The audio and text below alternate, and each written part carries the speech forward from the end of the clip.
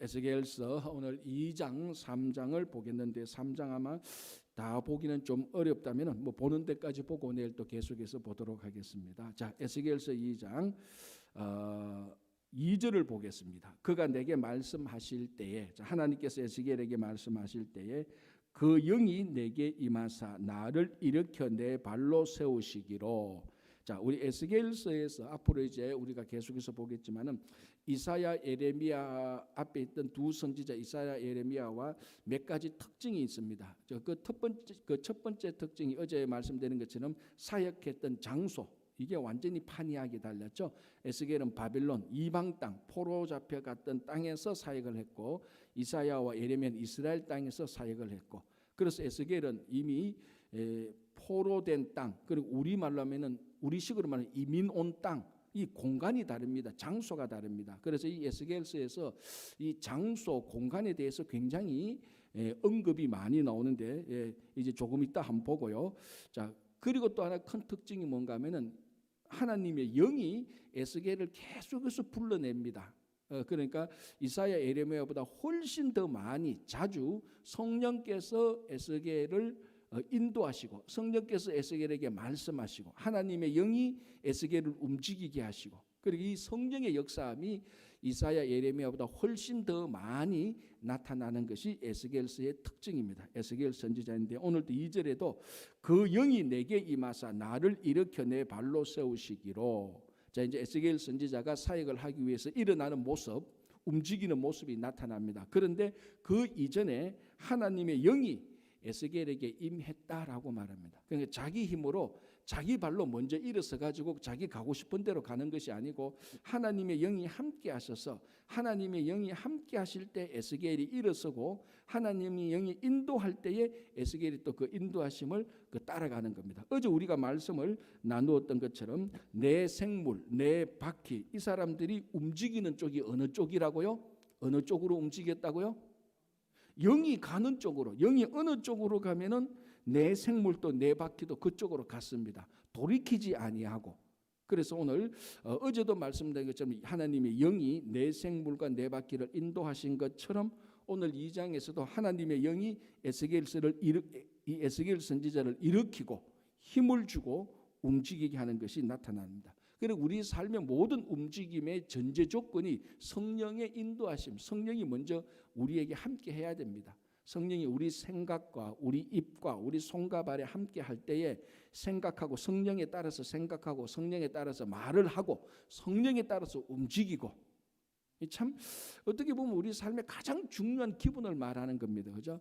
자, 여러분 한번 생각해 보십시오. 여러분들이 생각할 때에 야, 이거는 성령의 생각이다, 성령의 생각이 아니다, 이런 분들이 꽤 있습니다. 그죠? 한참 뭐 불평하고 원망하다가 이거는 하나님이 좋은 그러니까 우리말로 하면 이건 영적인 생각이 아니야, 성령의 생각이 아니야라고 한참 원망하고 불평하고 누구 욕하다가 이건 좋은 영적인 생각이 아니야라고 말하고 말을 멈추시는 분들, 그거 참 좋은 현상이죠. 그러나 시작은 자기 생각으로 한 겁니다. 자기 감정으로 하고 자기한테 쌓여있던 울분으로 시작은 했지만, 그래도 성령의 깨우침을 받아서 중간에 이거는 성령의 생각이 아니야라고 멈추시는 분은 그래도 꽤 좋으신 분이죠.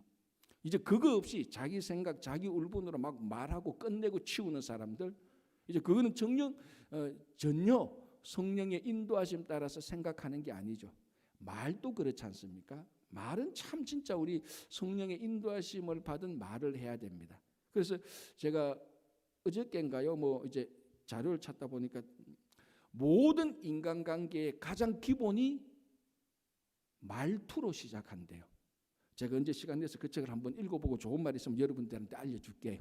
근데 인간관계, 우리가 살아가는데 제일 필요한 게 인간관계입니다. 그 직장이 좋은 직장이냐 안 좋은 직장이냐, 첫 번째가 뭡니까? 그 직장에서 내가 좋은 인간관계가 있느냐 없느냐, 그게 자기에게 제일 좋은 직장이에요. 여러분, 교회도 똑같아요. 아니, 교회가 A, B, C, D인데 다 하나님이 다 함께 하잖아요. A, B, C, D 다 하나님의 교회니까 하나님께서 다 함께 하는데 어느 교회가 제일 좋을까? 자기하고 친교가 되는 사람이 있는 교회가 제일 좋은 거예요. 자기한테. 그렇잖아요. A 교회도 하나님 교회고 B 교회도 하나님 교회고 다 하나님께서 역사하시는 교회인데 내한테는 A, B, C, D 가운데 어느 교회가 좋을까? 내하고 가장 신앙의 친교가 되는 사람이 있는 교회, 그 교회가 내한테는 제일 좋은 교회. 그러니까 세상 말로 하면 인간관계란. 그러니까 뭐 우리가 살아가는 데서 신앙이나 세상적인 일에 있어서 제일 중요한 게 인간관계. 신앙적인 말은 신앙의 친교. 그래서 제가 늘 말씀드리지만 교회에서 친교는 교회의 가장 기본적인 교회의 의무입니다. 사람들이 친교는 해도 되고 안 해도 되고 이렇게 말하는데요. 우리가 조직 신학을 배울 때 교회론을 배울 때 교회의 4가지 기능, 예배, 전도, 봉사, 친교. 근데 친교를 사람들이 교회의 본질적인 기능이라고 생각을 잘 안 해요. 그건 안 해도 되지. 여러분, 교회는 공동체이기 때문에 공동체는 반드시 친교가 있어야 돼요. 그게 없으면 교회 자체가 성립이 안 됩니다. 교회 자체가. 자, 예를 보시죠. 내 손하고 내 발이 친교가 안 된다면 어떻게 되겠습니까? 손하고 발이 싸운다고 생각이 없어요. 손이 발 막 때리고 발은 자기 멋대로 가고 내 몸속에서도 막 혼란이 일어나는 거예요. 자, 왜 제가 지금 이런 갑자기 엉뚱한 길로 가느냐? 친교나 인간관계가 우리 신앙생활이나 세상적인 말로 해도 세상생활에서 가장 중요한 게 인간관계나 신앙생활입니다. 친교입니다. 그런데 이 인간관계와 친교를 이루는 가장 중요한 게 뭐냐? 말투래요. 말투. 어떤 사람은 좋은 말을 되게 기분 나쁘게 해요. 얘기를 들어보면 굉장히 좋은 말인데 들으면 기분이 나빠. 인간관계가 안 되죠. 어떤 사람은 굉장히 나쁜 말인데 또 좋게도 해. 여기서부터 시작을 하는 거예요. 왜 이렇게 말하는가 하면 말하고 말투부터 성령의 다스림을 받으셔야 됩니다. 말하고 말투부터 성령의 다스림을 받아요. 내 속에서 울분이 나타난다고 해서 내 기분대로 내 하고 싶은 말 다 해. 내 입인데 왜 내가 말을 못해? 맞죠. 자기 입인데 뭐 아주 세상 말로 자기 주둥인데 자기 말, 자기 생각대로 하라고. 그러나 거기에는 성령의 인도하심이 없다는 겁니다. 에스겔서를 이제 우리가 보면 앞으로 계속해서 성령께서 계속 에스겔을 인도합니다. 자, 성령께서 나를 인도한다는 건 뭡니까? 내 생각을 인도하고 내 말을 인도하고 내 행동을 인도한다는 것이 성령께서 나를 인도하는 겁니다.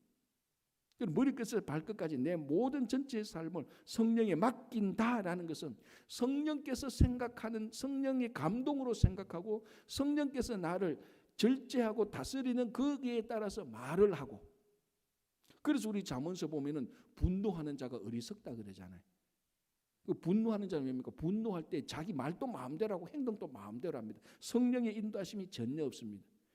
그래서 분노하다가 분노 중에 말하고 분노 중에 액션을 했다가 행동을 했다가 집에 가서 그 다음날 보면은 아이고 내가 미쳤지. 내가 왜 어제 또 그런 말을 왜 했는고? 왜 그런 행동을 왜 또 했는고? 또 한참 후회하고. 그러면 그거는 이미 이제 그 늦은 후회입니다. 그 자기 분노 중에 했던 말, 분노 중에 행동 때문에 사람들한테 수치 다 당하고 저 사람은 안 돼. 이미 다 끝장난. 그러니까 잠언은 분노를 쉽게 일으키는 자를 미련한 자라고 말하고 있습니다. 실제로 보면 분노를 쉽게 일으키는 자 중에 잘되고 성공하고 이것을 그러니까 세상에서도 그런 자가 없어요. 그러니까 우리가 이 성령의 인도하심 한다는 것은 생각, 말, 행동 전부 다 똑같습니다. 그래서 오늘 또 2장에도 그 영이 내게 임하사 나를 일으켜 내 발로 세우시기로. 하나님께서 에스겔 선지자의 영이 완전히 임해서 이제 사역하기 위해서 이렇게 세우고 활동을 하기 시작하는 것입니다. 자, 3절 내게 이르시되 인자야 내가 너를 이스라엘 자손 곧 패역한 백성 나를 배반하는 자에게 보내노라. 그들과 그 조상들이 내게 범죄하여 오늘까지 이르렀노니 이 자손은 얼굴이 뻔뻔하고 마음이 굳은 자니라. 자, 에스겔 선지자가 사역을 사역지에 있는 사람들의 심성을 지금 말하고 있습니다. 어떤 사람들? 패역한 백성들, 배반하는 사람들. 이 사람들은 얼굴이 뻔뻔하고 마음이 굳다. 저는 이런 데 가서 사역할 은사가 없습니다. 저는. 어떻게 이런 데 가서 사역을 해요? 자, 그리고 6절을 보시기 바랍니다. 그걸 어떻게 말하고 있는가 하면요. 인자야 너는 비록 가시와 찔레와 함께 있으며 정갈 가운데에 거주할지라도 그들을 두려워하지 말고. 그러니까 에스겔 선지자가 사역하는 그 사람들의 모습이 어떻다고요? 가시와 찔레 같고 정갈 같다는 겁니다. 우리말로 하면 너 각오하고 가야 된다. 지금 예방주사를 놓는 그 인간들 뻔뻔하고 마음이 굳었는데 굳이 비교하자면 너를 쿡쿡 찌르는 가시와 찔레 같을 것이다. 그 중에 몇은 독을 품고 너를 찌르는 정갈과 같을 것이다 라고. 이런 데 가서 어떻게 사역을 해요? 그러니까 성령의 도우심이 아니면 사역이 불가능한 겁니다. 자, 그런데 여러분 한번 보십시오. 지금 에스겔 사역지가 구체적으로 어떤 사람들을 사역하고 있습니까? 바벨론에서 이스라엘에서 포로되어 온 자들입니다. 그러니까 포로 수용소에 가서 사역하는 거예요. 바벨론에서 이스라엘 포로 수용소에 가서 사역하는 거하고 똑같습니다.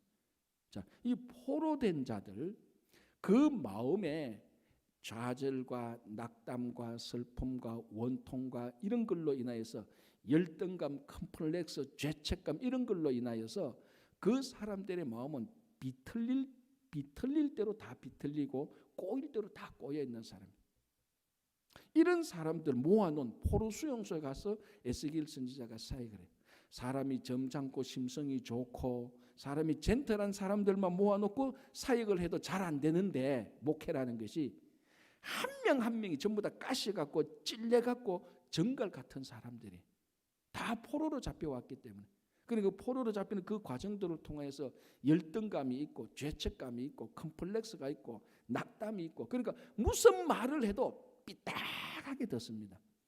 왜? 자기 삶에 그 포로로 잡혀는 그 삶의 그런 경험을 통해서 세상을 부정적으로 밝게 보는 사람들이 없어요. 그러니까 가시와 찔레와 정갈 같다라고 말을 합니다.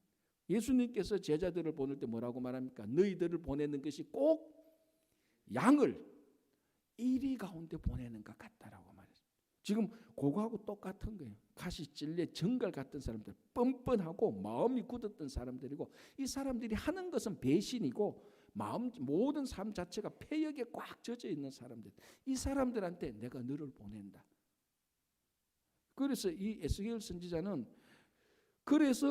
선지자가 앞에 이사야, 예레미야보다 훨씬 더 많은 상징 행위를 합니다. 왜? 상징 행위는 어떨 때 한다고요? 말이 안 통할 때 하는 겁니다. 앞에서 봤죠. 아무리 말로 해도 말이 안 통할 때 하나님께서 극약 처방으로 상징 행위를 보여줍니다. 그런데 그 상징 행위는 전부 다 상식적인 행위가 아니에요. 왜? 이 사람들은 가시 찔레 정갈과 같은 인간들이기 때문에 상식적인 말과 상식적인 행동으로 이 사람들을 깨칠 수가 없어요. 워낙 단단하게, 그러니까 이 호도같이 단단하게 되어 있기 때문에 이 사람들을 깨치려면은 비상식적인 말이 아니고 비상식적인 아주 괴이한 괴팍한 행동을 해서 메시지를 전하게 됩니다. 그래서 에스겔 선지자는 이사야, 예레미야보다 훨씬 더 자주, 훨씬 더 괴팍한 상징 행위를 할 수밖에 없어요. 왜? 이 대상이 폐역하고 배반한 자들이니까, 찔레 그 정갈과 같은 자니까. 자, 그러면은 우리가 예레미야도 얼마나 고난의 선지자였던가를 우리가 알 수 있습니다. 앞에서 정말 모든 선지자들로부터 배척을 당했고 자기 나라에 대해서 망해야 된다고 선포했던 선지자, 그래서 눈물의 선지자, 고난의 선지자인데, 이 에스겔 선지자는요, 사역하는 사역지 대상자들이요, 우리말로 하면 일당백입니다. 진짜로 한 명을 사역하는데 100명을 사역해야 될 만큼 온 정신을 집중하고 이 사람 말을 돌봐야 되고 하는 그런 큰 사역지로 가게 되는. 그래서 자, 뭐라고 말하면, 그래서 5절, 이 사람들한테는 듣든지 아니 듣든지 네가 말을 해야 된다라고 말합니다. 듣든지 아니 듣든지, 이 말에는 그 사람들이 말을 듣는다 안 듣는다, 뭐가 전제되어 있을까요? 말을 안 듣는다는 거죠. 말을 들으면은요, 듣든지 아니 듣든지 말을 선포하라 이런 말을 안 합니다. 안 들을 인간들이니까 네가 무슨 말을 해도 그 사람들 안 들을 거다. 그러나 듣든지 안 듣든지 너는 너의 책무를 다하라라는 것이. 하나님께서도 그 바벨론 포로로 잡혀간 그 사람들, 이런 사람들은 우리가 보통 사람들이 아니라 인간들이라고 말해서 좀 비꼬았어. 이 바빌론 포로 잡힌 인간들 그 한 명 한 명이 정갈과 같은 이 인간들 네가 복음을 전하도 할지라도 그 인간들 안 들을 거야. 그러면 하나님 안 듣는데 내가 왜 복음을 전합니까? 하나님 말합니다. 복음은 듣는 자들에게 초점이 있기도 하지만 때로는 전하는 자들에게 초점이 있다. 복음을 전하는 것은 그들이 들으니까 전하고 안 들으니까 안 전하고 이게 복음이 아니고 복음은 듣든지 안 듣든지 기쁜 소식을 가진 너는 말을 하라는 것입니다. 그러니까 듣든지 아니 듣든지 이 말 속에는 그 인간들이 안 들을 것이라는 전제가 딱 깔려 있습니다. 정갈과 같은 인간들이 무슨 복음을 듣겠습니까? 안 듣죠. 그래서 우리는 복음을 안 전할 겁니다라고 말하면 하나님께서 아니야. 듣든지 아니 듣든지 너는 복음을 전해야 된다. 라고 하면 이게 이제 우리가 사도 바울이 바로 이런 사명으로 말하는 겁니다. 사도 바울이 보면은 바울이 꼭 이런 사명을 가지고 복음을 전하는 겁니다. 그래서 우리가 살아가면서 복음을 전하는 태도하고 우리 많이 다르죠. 우리는 쫙 살펴봅니다. 저거 복음을 들을 것 같나 안 들을 것 같나 자 조사하고 판단하고 안 들을 것 때문에 때리쳐. 그게 아니고 듣든지 아니 듣든지. 자 여러분 내한테 진짜 기쁜 소식이 있어요. 아주 기쁜 소식이 있는데 이걸 말하고 싶으면 미치겠는 거예요. 그런데 가는데 이 사람이 내 말에도 안 듣겠다 싶어서 말 안 하는 게 아니고 진짜 기쁜 소식은 진짜 내게 좋은 소식은 이 사람이 듣든지 아니든지 나는 내 말 하고 싶은 거예요. 내 말 하고 싶은 거예요. 왜 우리 그 옛날에 어르신들 그 촌에 있던 할머니 할아버지들이 자기 아들이 옛날엔 뭐 한 60년대 70년대 보면은 촌에서 공부해가지고 서울로 유학 보내서 그 자녀들이 제일 먼저 성공했다는 표시가 뭡니까? 사법고시 합격. 우리 한국의 전형적인 그 관제 체제에 있는 것 그게 최고의 성공이라 생각해서 그래서 소 팔고 논 팔아서 아들 하나 공부시키는데 아들이 이게 사법고시가 됐다고 온 동네 다니면서 듣든지 아니 듣든지 우리 아들이 사법고시가 됐어. 이제 우리 아들이 검사가 되고 판사가 될 거야. 아무도 안 듣는데도 자기는 말하는 거야. 왜? 자기한테는 기쁜 소식이거든. 자기는 그걸 말하고 싶어서 미치겠는 거야. 안 들어도 괜찮아. 넌 안 들어도 괜찮아. 나는 말할 거야. 그거하고 어쩌면 똑같아요. 듣든지 아니든지 복음은 기쁜 소식이니까 이 사람이 안 들을 거다 들을 거다 그거는 두 번째고 첫 번째는 전하는 자가 기쁜 소식에 가득 차서 전하라는 거예요. 그 다음에 듣든지 안 듣든지를 보라는. 그래서 이 패역한 족속들 전제가 있습니다. 안 들을 거다 그 사람들. 그러나 너는 너의 임무를 다하라. 오늘날도 똑같죠. 오늘날 뭐 요즘 이제 한 1년 이상 이제 우리가 뭐 활동을 못 하니까 복음 뭐 흔히 말하는 노방전도 가두전도를 못 해서 뭐 할 수가 없어서 못 했지만은 가끔은 이제 이런 질문들이 늘 들어요. 거리에 나가서 전도주 좀 예수 믿으세요? 교회 다니세요? 그 소리 요즘 듣는 사람들 거의 없습니다. 우리 이민 사회에. 그죠? 그래서 어떨 때는 야 저거 해야 되나 말해야 되나 그 생각이 들을 때는 그래도 이 사도 바울처럼 에스겔 선지자처럼 특정한 시간을 우리가 잡아서 듣든지 아니 듣든지 우리는 복음을 전해야 되는 그러니까 그 사람의 목적이 아니고 복음을 전한 자의 우리들에게 초점을 맞춰야 된다는 것을 얘기를 하고 있습니다. 하나님 다 알아요. 이 패역한 족속들 안 들을 거다. 그러나 에스겔 너는 복음을 전하라는 것입니다. 자, 그래서 6절에 보면은 이렇게 말하면 그들을 두려워하지 말고 그들의 말을 두려워할지 말지어다. 하나님이 다 압니다. 이 사람들 찔레와 가시와 정갈 같다. 복음을 전하라. 걱정하지 마라. 내가 너를 도와줄 것이다. 보호해 줄 것이다. 그런 말이 이제 들어가 있는 것입니다. 그죠? 자, 8절부터 보면은 패역한 족속에게 복음을 전하는데 이제 복음을 전하는 이 에스겔에게 아주 중요한 말을 하나 하는 겁니다. 8절 볼게요. 이렇게 말합니다. 너 인자야 내가 너에게 이르는 말을 듣고 그 패역한 족속같이 패역하지 말고 너의 입을 벌리고 내가 너에게 주는 것을 먹으라 하시기로. 자, 여기 아주 중요한 말이 있습니다. 패역한 족속같이 패역하지 말고. 자, 패역한 족속에 가서 복음을 전합니다. 그런데 너는 패역해서는 안 된다. 자, 이런 말이 있습니다. 괴물과 싸우다 보면은 자신도 어느 날 보니까 괴물이 되어가 있어요. 괴물과 싸우가 이기려면은 괴물처럼 생각하고 자기가 괴물이 돼야 싸워서 이기는 겁니다. 그런데 어느 날 저 아주 처음에는 나는 솔직히 말해서 나는 착하고 도덕적이고 윤리적이고 정상적인데 앞에 상대가 너무 괴물이야. 어쩔 수 없이 괴물하고 싸우다 보니까 어느 날 보니까 이 괴물이나 내나 서 있는 위치만 다르다 뿐이지 똑같은 괴물이 되어 있다는 것을 참 많이 봅니다. 그래서 괴물하고는 애시당초 싸워서는 안 되는 거예요. 왜? 이기려면 괴물이 돼야 되니까. 영적 괴물이 될 때가 참 많아요. 어떨 때는 우리 성도들. 그런데 오늘 뭐라고 말합니까? 에스겔에게 너는 패역한 족속같이 패역하지 말라. 아니 패역한 족속에게 보내면서 하나님께서 괴물과 같은 사람들에게 복음을 전하라고 보내면서 그들에게 복음을 전하다 보면은 이거 뭐좀 그런 이 사람들이 복음 듣게 하면 나도 괴물과 비슷하게 된다고. 여러분 우리 그 영화나 이런 거 보면은 어떤 영화를 보면은 조직 폭력배보다 경찰이 더 괴물 같아요. 조직 폭력보다 경찰이 더 악해.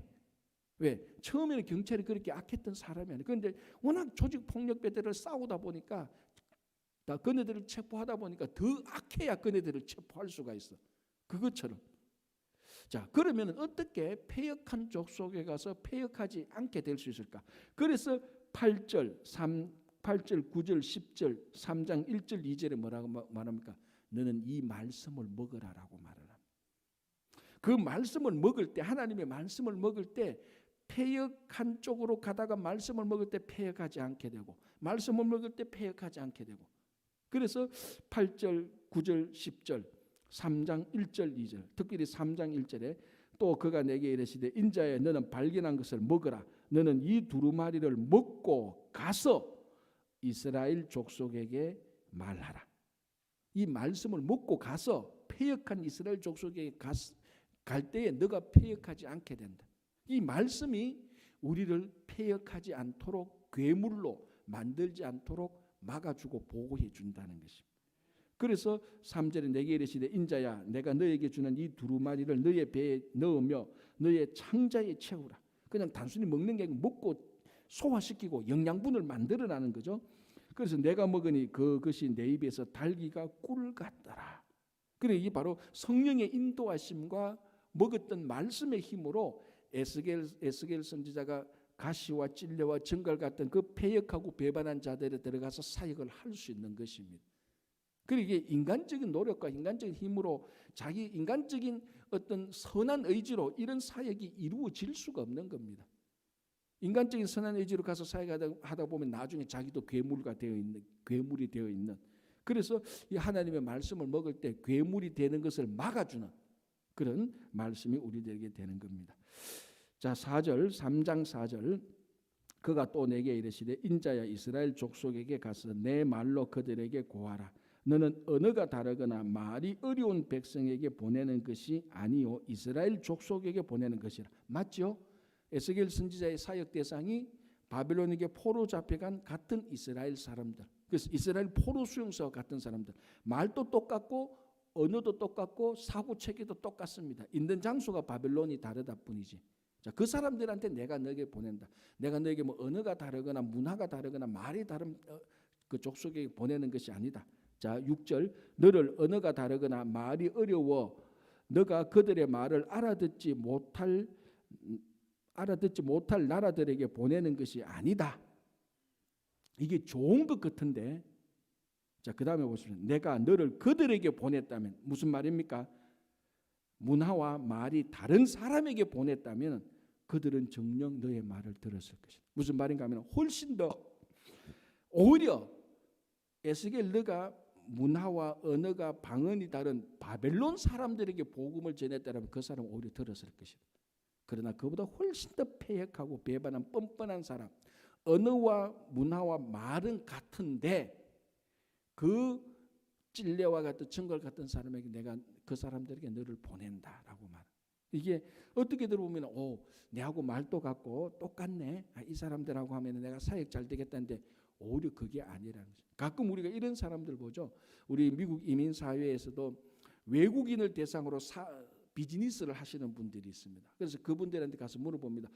좀 그 미국인들을 대상으로 사역하면 그 비즈니스 어렵지 않냐고. 문화도 다르고 가치도 다르고 영어도 잘해야 되고 하니까 어떤 사람이 이렇게 말합니다. 목사님, 한국 사람보다 훨씬 더 쉬워요. 그래. 한국 사람이 얼마나 까다롭고 얼마나 못되게 얼마나 배신하는 줄 압니까?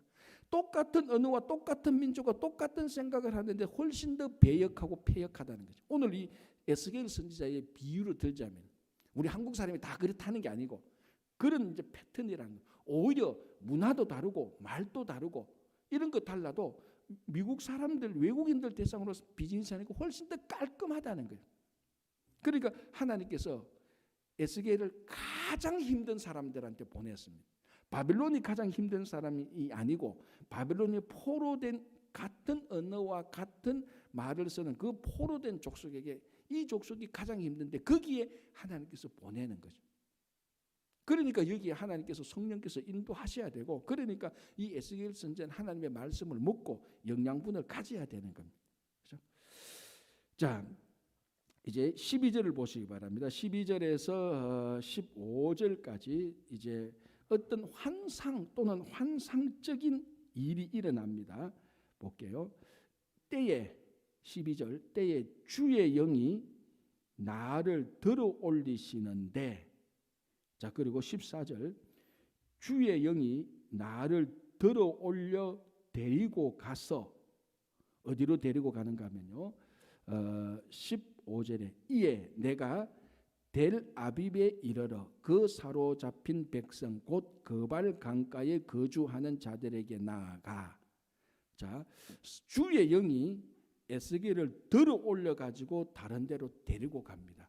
공간 이동이죠. 자 이게 지금 헷갈리는 게 뭐냐면 이게 환상 중 환상인지 아니면 자기가 델 아비브에 하나님의 인도하심을 받아서 갖는 것을 그런 환상적인 사건으로 기록을 하고 있는지 좀 애매모호해요. 중요한 것은 자 이게 실제적인 사건인지 환상적인 사건인지 실제적인 사건을 환상적으로 기록했는지 그거는 좀 애매한데 그 사실은 그거는 안 중요해요. 중요한 것은 주의 영이 성령께서 하나님의 영이 에스겔을 들어 올려서 데리고 간다는 겁니다. 자, 하나님의 영이 하는 일이 뭡니까? 공간 이동. 하나님의 영이 성령이 에스겔을 다른 곳으로 공간 이동. 그래서 어제 1장에서 뭐 나왔습니까? 네 바퀴가 나왔습니다. 네 바퀴는 이동하는 거죠. 자, 이제 우리 에스겔 다음에는 다니엘서를 봅니다. 다니엘서는 성령께서 다니엘에게는 시간 이동을 보여줍니다. 그래서 다니엘을 통하여서 미래에 일어났다. 어제 우리가 마치 수요 성경 공부하신 분들 있죠? 안 하셨구나. 수요 성경은 다니엘서 7장에 뭐가 나타났습니까? 어제 우리가 봤는데 바다에서 난 짐승, 땅에서 난 짐승 나는데 바다에서 난 짐승이 뭐와 같다고요? 이게 표범 같고 뭡니까? 사자 같고 곰 같고 근데 이게 사자, 곰, 표범이 가만히 보니까 다니엘서 7장에서 다니엘이 미래에 나타날 고대 중동을 다스리는 그 미래의 나라들을 봅니다. 사자 같은 것 바벨론, 곰 같은 것 바사, 표범 같은 것 헬라. 나중에 로마는 7철 그 10불 이렇게 막 나타납니다. 그런데 사자, 곰, 표범 요걸 다 합친 것이 어제 우리가 본 것처럼 바다에서 난 짐승의 모습이었어요. 여기 근본이 요 오리지널 버전이 어디에서 나오는가 하면 다니엘서에서 나오는데 다니엘서의 오리지널 버전을 읽어보면 무슨 내용인가 하면 다니엘서가 성령의 감동으로 미래에 일어날 일들을 그런 짐승을 통하여서 봅니다. 그래서 그 고대 중동의 패권 국가가 사자 같은 바벨론 그리고 곰 같은 페르시아 표범 같은 헬라 그리고 이 모든 것을 합쳤던 로마가 다스리게 되는 것을 보게 되는 겁니다. 자 어제 이제 에스겔 어제 요한계시록 13장 앞부분을 제가 미리 이제 다 가르친 거예요. 아니 미리가 아니고 복습한 거예요. 자 그런데 중요한 거는 다니엘은 하나님께서 성령을 통해서 시간 이동을 막 합니다. 과거로 갔다가 현재로 갔다가 막 보여주는 거예요. 성령께서. 근데 에스겔은 성령께서 뭘 합니까? 다니엘을 이곳저곳으로 막 데리고 다닙니다. 그래서 어제도 말씀드린 역동하시는 하나님, 움직이는 하나님. 그래서 네 바퀴가 나타나고 오늘도 보십시오. 주의 영이 나를 들어 올려 데리고 가서 그래서 에스겔 선지자는 바벨론에 있으면서 성령의 감동으로 공간을 뛰어넘어서 예루살렘 성전 환상을 본다는 거예요. 그러니까 에스겔 시대는 중요한 성령의 역사는 뭔가 하면은 우리를 이곳저곳으로 성령께서 공간 이동, 장소 이동을 한다는 겁니다. 자, 여기서 무엇이 중요한가? 우리는 한국에 있는 사람들하고 비교할 수 없을 정도로 장소 이동을 한 사람입니다. 우리는 이민 온 사람들이에요. 하나님께서 우리를 공간 이동, 장소 이동한 겁니다.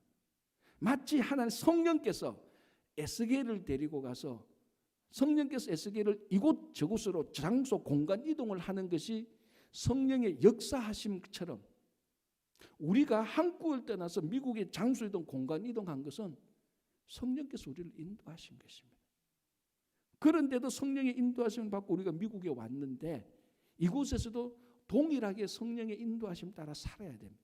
우리는 이미 에스겔서에서 성령께서 장소 이동한 것을 우리도 똑같이 경험했어요. 단지 성령께서 인도하시는데 비행기를 타고 왔지 우리는.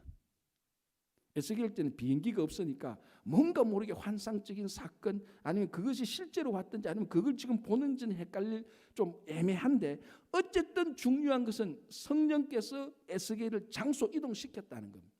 하나님께서 우리를 비행기에 태워가지고 성령께서 한국에서 미국으로 장소 이동시킨 것.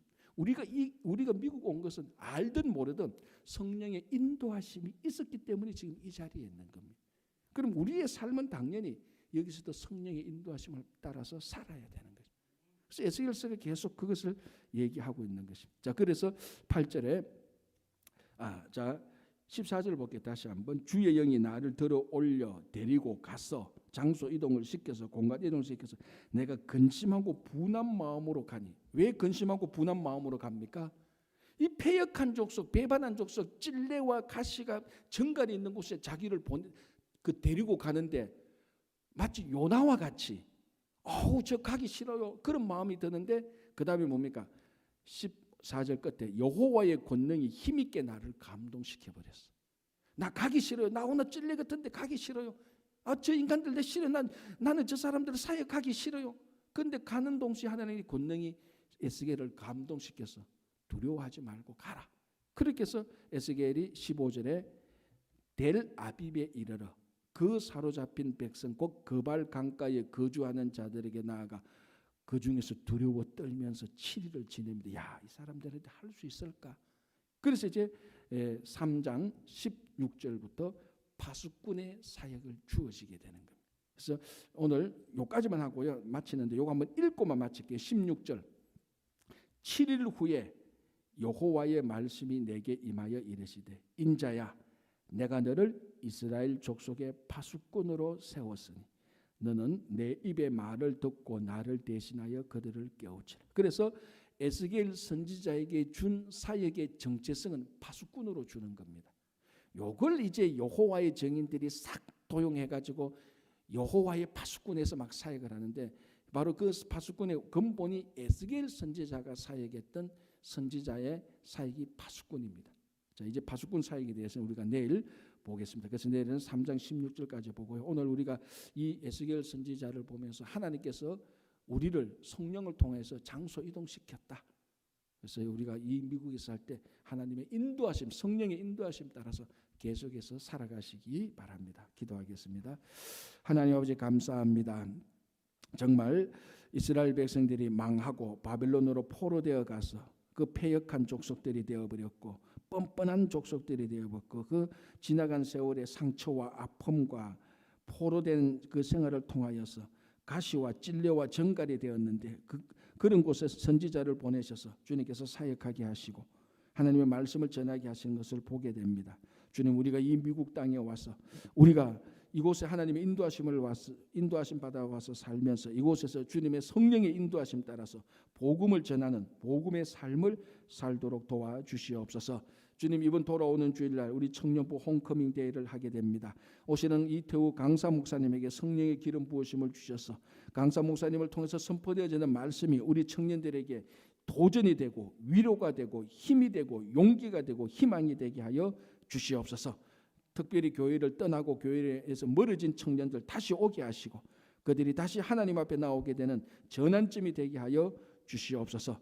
우리 가운데 몸이 연약한 김영만 장로님을 비롯해서 여러 성도님들 주님께서 오늘 또 이 시간에도 치유하는 강선으로 그들을 회복시켜 주시고 가정과 일터와 인간관계와 재정과 그 모든 일에 기도 제목을 두고 기도하는 것을 오늘 또 이 시간에도 들어주실 것을 믿습니다. 예수님 이름으로 기도합니다. 아멘.